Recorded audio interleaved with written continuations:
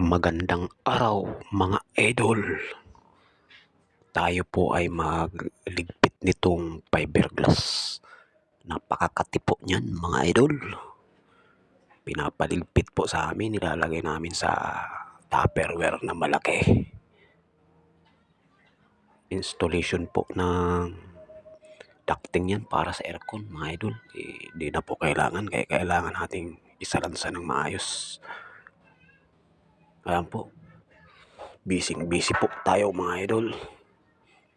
Shout out po pala sa aking mga supporters dyan. Sana po lagi niyong suportahan.